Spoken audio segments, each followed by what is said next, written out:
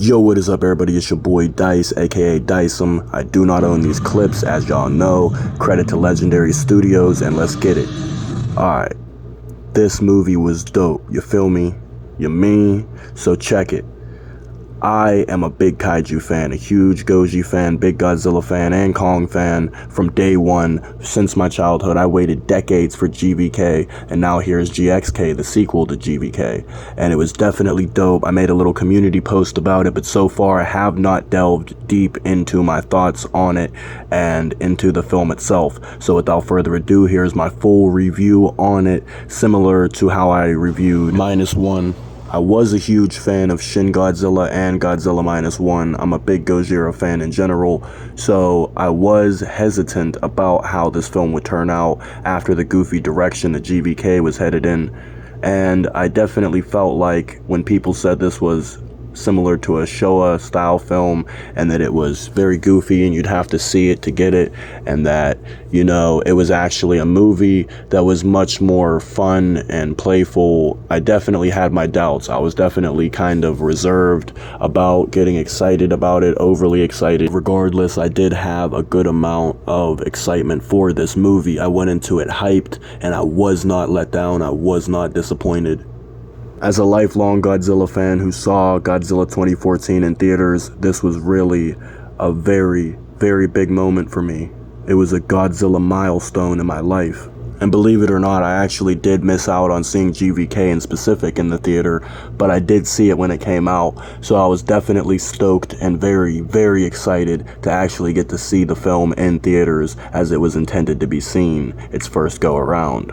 I saw Godzilla -1 in theaters, and after how well it did with such a serious tone, bringing the horror and suspense back to Godzilla, I was definitely on edge, wondering what would happen with this American Godzilla from the MonsterVerse. But now, my hopes and dreams have been fulfilled, and my grievances and worries have all been put to the side as this awesome movie was released. Now, I did have my reservations also about the Beast Glove and about Kong in specific having these new amped abilities, but then again, I saw it coming. I knew they would give him some kind of amp and that he would have to be amped up as Godzilla kept evolving and was already much stronger than him, even though he's a powerful mammalian titan to begin with. Godzilla, on the other hand, is a godlike titan, hence the name Godzilla, a very, very overpowered reptilian titan.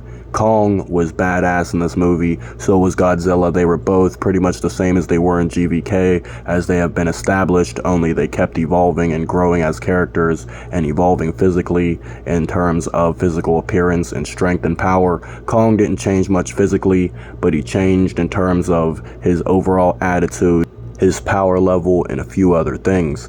Now, the thing is, this version of Kong, of course, as we know, can communicate through sign language and is one of the most expressive, emotional, and relatable Kongs we've ever seen. He is badass and closer to the original Kong in the terms and sense that he actually stands upright like a biped, as a biped, similar to the 1933 Kong, unlike 2005's Peter Jackson Kong. And he isn't exactly King Kong like Kong from 2005, but he's Kong, this new titan, Titanus Kong, who is the classic Kong, but is also a badass new titan in its own way that has been reintroduced. And Scar King, on the other hand, is of course some sort of ape titan that is related to Kong, either distantly or more closely than we thought, and either way, he is badass all the way through to the core. He's definitely a savage, where Kong is definitely a savage. He is more savage and definitely barbarous, malevolent, and overall monstrous. Now, Kong's Beast Glove does enhance his physical strikes, making his punches even more amped with power, and he's also got the fact that he now has even more experience in battle with his great battle intellect and intelligence level, and he's also very, very large and powerful to begin with, as he grew so much since Kong Skull Island. Now that he's facing another ape titan, we really see how powerful Kong truly is, as Scar King has to rely on Shimo mid-battle.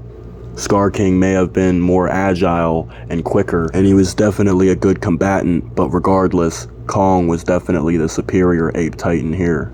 even with Scar King having the Titan Whip with the Hollow Earth crystal controlling Shimo attached to it. It was awesome how Scar King rode on Shimo's back and how in the end Kong did the same. I thought that was a cool touch to the movie that kind of added another level of things being all wrapped up at the end.